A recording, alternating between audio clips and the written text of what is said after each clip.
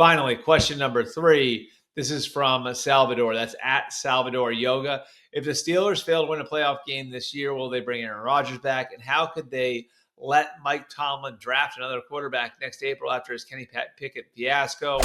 I think they'll leave the door open for Aaron Rodgers to come back. And I think the reason why is there's not necessarily an obvious answer out there. They'll have had him for a year in their system.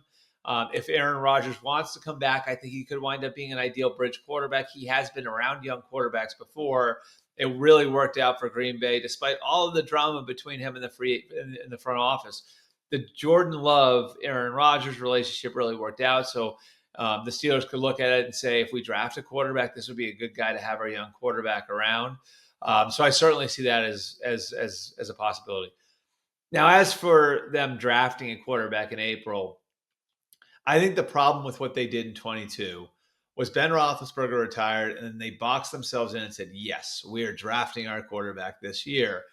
And I think that's when mistakes get made. When you decide in a given year that our quarterback is going to come out of this year's draft, you don't know whether or not the draft class is going to have a quarterback that's worthy of being your quarterback for the next 15 years. That's how Christian Ponder goes 12th overall. That's how Jake Locker gets drafted high.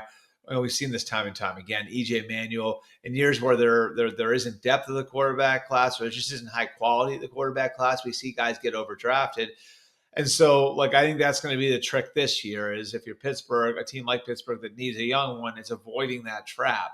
And so what do you think of Fernando Mendoza? What do you think of Dante Moore? Garrett Nussmeier got benched at LSU last weekend. Drew Aller got hurt at Penn State. There's a lot of moving parts with this quarterback class. Ty Simpson, what do you think of him? This feels like just like last year where, do you have to be careful about falling into the trap of overdrafting a quarterback because you need one, even when there might not be one there worth taking in the slot that you're picking?